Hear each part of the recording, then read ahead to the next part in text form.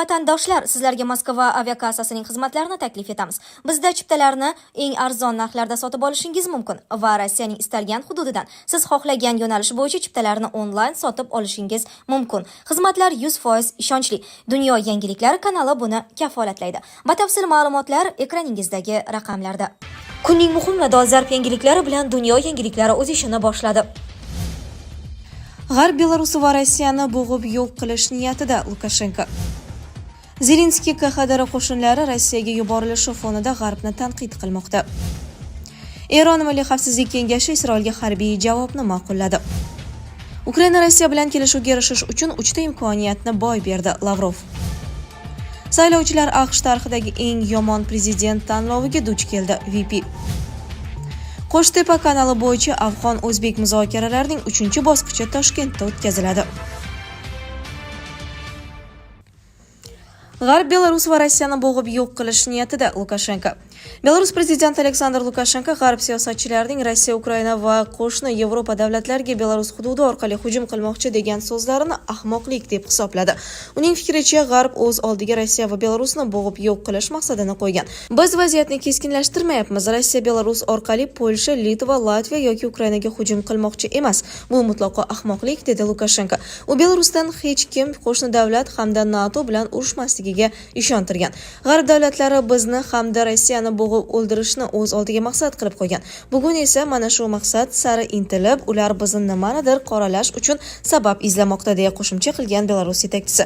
Uning ta'kidlashicha, xorijliklar beqarorlik, xavfsizlik, tartib, mehribonlik va mehmondo'stlik diktaturasi hukmron bo'lgan Belarusga tashrif buyurishdan mamnun. Lukashenko shuningdek munosabatlarni qo'shnichilik asosida qurishga chaqirgan.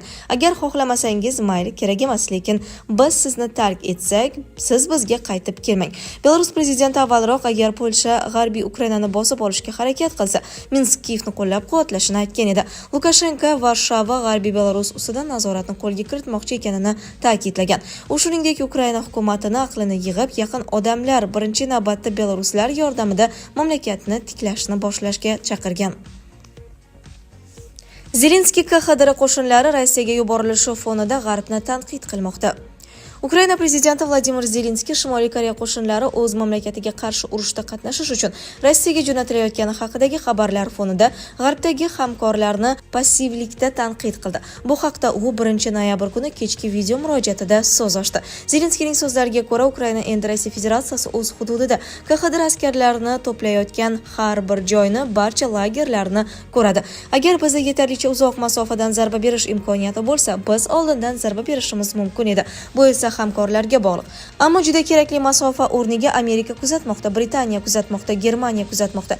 Hamma Shimoliy Koreya harbiylari ukrainaliklarga zarba berishni boshlashini kutmoqda, ta'kidladi Ukraina rahbari. Rossiya va Ukraina o'rtasidagi bu urush kengaymasligini va urush Yevropadan dunyoning boshqa mintaqalariga tarqalmasligini chindan ham istaydigan dunyodagi har bir kishi shunchaki tomosha qilishdan ko'proq narsani qilish kerak. Biz harakat qilishimiz kerak. Urushning kuchayishi va kengayishiga yo'l qo'ymasligi haqidagi so'zlar, harakatlar bilan mos kelishi kerak, deb ta'kidladi Vladimir Zelenskiy. Eron Milliy xavfsizlik kengashi Isroilga harbiy javobni ma'qulladi. Eron Milliy xavfsizlik oliy kengashi Eron hududiga hujum qilgani uchun Isroilga harbiy javob berishga qaror qildi. Bu haqda Majlis Milliy xavfsizlik qo'mitasi a'zosi Ismoil Kasari xabar berdi. Unga ko'ra, javob zarbasini berish vaqtini qurolli kuchlar belgilaydi. Ba'zi hukumat amaldorlari va boshqalar Isroilga javob beryapmiz deyishlari mumkin, lekin ular hukumatda ham, undan tashqarida ham qaror qabul qiluvchi shaxslar emas. Chunki sionistik rejimga harbiy javob berish qarori allaqachon Milliy xavfsizlik oliy kengashi tomonidan qabul qilingan, dedi Kasari. Ukraina Rossiya bilan kelishuvga erishish uchun 3 ta imkoniyatni boy berdi Lavrov. Ukraina Rossiya bilan kelishuvga erishish uchun 3 ta imkoniyatni boy berdi. Bu haqda Rossiya tashqi ishlar vaziri Sergey Lavrov ma'lum qildi. Kiyev 2014-yilda Qrim bilan birga o'zining birinchi imkoniyatini qo'ldan boy berdi. Keyin 2015-yil fevralida Donbassdagi vaziyatni tartibga soluvchi Minsk kelishuvlari imzolandi, deydi Lavrov. Uning so'zlariga ko'ra, 3-imkoniyat 2022-yil aprel oyidagi Istanbul kelishuvlari bo'lgan. Lavrov shuningdek, Kiyev kelishuvlari qanchalik uzoq bo'lsa, uning hududi shunchalik kamayishini ta'kidlagan. ta'kidlagan. Rossiyalik siyosatchiga ko'ra, Ukrainadagi tinchlik Ukraina va G'arbning rejalariga kiritilmagan. Ayni damda tinchlik raqiblarimizning rejalariga kiritilmagan. Ukrainaning joriy yilning iyun oyida prezident Vladimir Putin tomonidan ilgari surilgan tinchlik tashabbusiga javobi Ukraina armiyasining Kursk viloyatiga bostirib kirishi va boshqa chegaradosh viloyatlardagi nishonlarga havo hujumlari bo'ldi.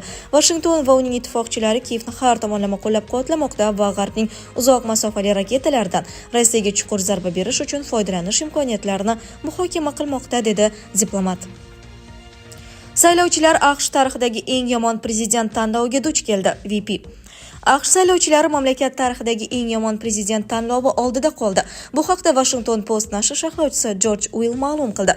Avvalgi prezident saylovlarining aksariyati o'rtamiyona, ba'zi hollarda esa qalloblar tanlovi bo'lgan. Ammo bu yilgi tanlov ularning ichida eng yomoni, deb yozadi Will. U AQShning Respublikachilar partiyasi nomzodi Donald Trampni xayol va isterikalar vulqoni sifatida tasvirlagan. Uning raqibi mamlakat vitse-prezidenti Harrisni esa plastilin deb atagan. Shuning uchun Harrisning kuratorlari uni jamoatchilik bilan maktab, gazetalardagi intervyulardan murakkabroq muloqotlardan asrab kelayotgani uchun ayblash kerak emas, deya istehzoli tarzda yozadi Will. Shuningdek, u Tramp va Harrisning bir qator masalalarga nisbatan yondoshuvlardagi farqni ta'kidlab, ularning hech biri yaxshi emasligini aytgan. Sharhlovchi ularni tanqid qilarkan noaniqlikning turli uslublari haqida so'z ochdi. Unga ko'ra, Tramp ko'p narsani oshkor qilmaydi, Harris esa ortiqcha so'zlaydi. Willga ko'ra, ikkala nomzod ham omadsiz vitse-prezident nomzodlarini tanlagan. Demokratlar partiyasi nomzodi Tim Walz Willning ta'rifiga ko'ra tentak roliga mos keladi. Respublikachilar nomzodi Jamie David Vance esa qo'rqinchli ertaklar so'zlaydi. Qo'shtepa kanali bo'yicha afg'on-o'zbek muzokaralarining 3-bosqichi Toshkentda o'tkaziladi. O'zbekistonning Afg'oniston bo'yicha maxsus vakili Ismatullo Ergashevning ma'lum qilishicha, Toshkent va Qobul birgalikda Afg'onistondagi Qo'shtepa kanali qurilishi bilan bog'liq masalalarni hal etish bo'yicha komissiya tuzgan. Ergashevning so'zlariga ko'ra, Afg'oniston va O'zbekiston delegatsiyalarining 3-qo'shma uchrashuvi yaqin kunlarda Toshkentda o'tkazilishi rejalashtirilgan. Uchrashuv avvalgi muhokamalarga asoslanadi va loyihaning oldinga siljish jarayonida ikkala davlat ham o'z manfaatlari ta'minlanishiga harakat qiladi. Bu haqda Tolu News xabar berdi.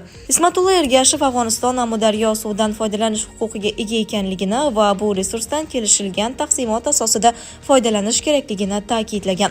Afg'oniston va afg'on xalqi birinchi navbatda Amudaryo suvidan foydalanish huquqiga ega ekanligini ta'kidlash lozim.